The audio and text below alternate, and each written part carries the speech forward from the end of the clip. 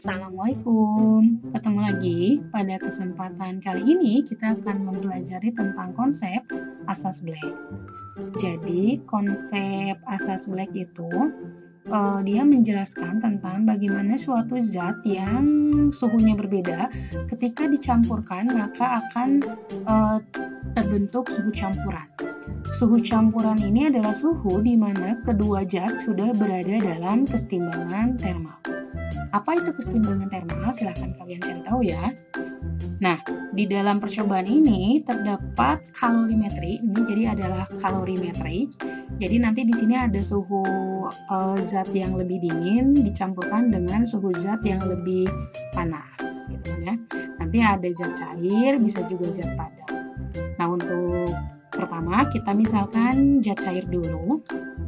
Jadi ini ada air, kita pilih water. Nanti masanya kita buat 50 gram saja dan suhunya adalah 20 derajat Celcius. Seperti itu ya. Nah, nanti kalau misalnya ini mau dicampurkan dengan air yang lebih panas, kita pilih di sini air juga. Kita buat misalnya masanya adalah 100 gram dan suhunya kita buat dalam keadaan mendidih yaitu 100 derajat Celcius. Nah, ketika air dingin dan air panas ini dicampur, maka akan terbentuk suhu campuran. Kita lihat.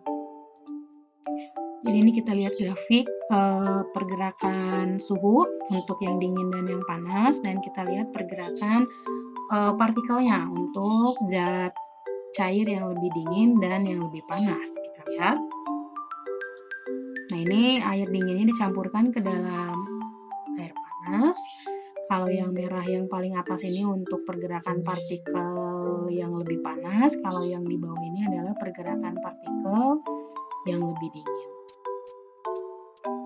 Nah, ternyata didapat suhu campurannya itu adalah 73,33 derajat Celcius. Seperti itu ya. Nah, untuk yang selanjutnya kita akan mencoba merubah-rubah massa dari air dinginnya, sedangkan untuk variabel yang lain kita buat tetap. Jadi suhu air dingin tetap 20, suhu air panas tetap 100, massa air panas tetap 100 gram. Hanya massa air dingin saja yang dirubah-rubah. Kita lihat ya. Untuk selanjutnya ini massa si air dinginnya kita buat 75.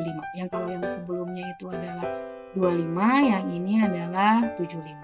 Apa yang terjadi?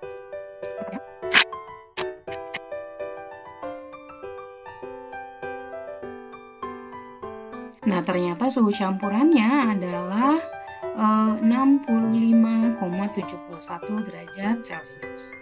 Percobaan yang ketiga, kita buat massa air dinginnya menjadi 100 gram.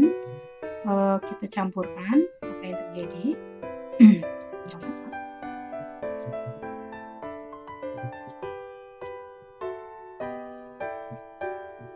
Nah, ternyata suhu campurannya adalah 60 derajat Celcius. Percobaan yang keempat, kita buat massa air dinginnya 125 gram. Kita coba.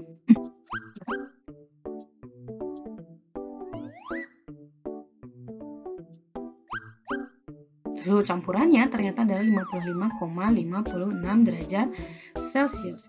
Silahkan kalian masukkan datanya ke dalam tabel yang telah disediakan di LKPD, lalu kalian jawab pertanyaannya.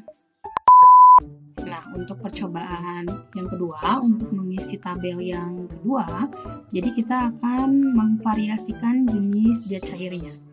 Jadi misalnya untuk percobaan pertama, kita akan mencampurkan air yang bermassa 100 gram bersuhu 20 derajat Celcius dengan air yang bermassa 100 gram bersuhu 100 derajat Celcius. Maka kita akan campurkan. Kita lihat apa yang terjadi.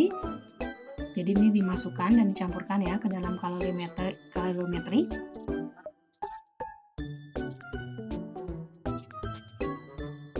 Nah, suhu campurannya ternyata adalah 60 derajat Celcius.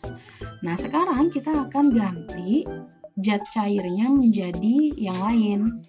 Tapi variabel yang lainnya tetap sama. Jadi, massa dan temperaturnya dibuat sama, tapi sekarang kita ganti menjadi etanol. Kan ya? Ini kita lihat.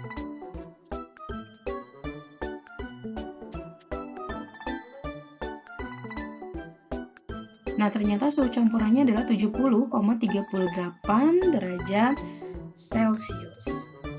Nah, sekarang kita ganti untuk cairan yang ketiga, kita pakai isopropanol C3H8O.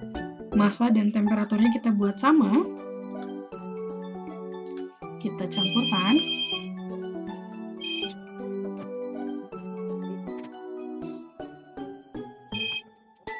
Nah, ternyata massa campurannya adalah 69,34. Untuk percobaan yang keempat, kita coba menggunakan zat cair aseton. Untuk massa dan temperaturnya kita buat sama. Kita coba campurkan.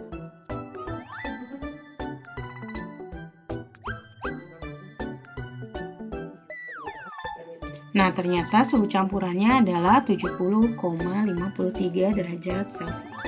Silakan kalian plot ke dalam tabel, lalu kalian cari kalor jenis untuk masing-masing zat cair yang tadi sudah kita lakukan percobaannya, lalu jawab pertanyaannya.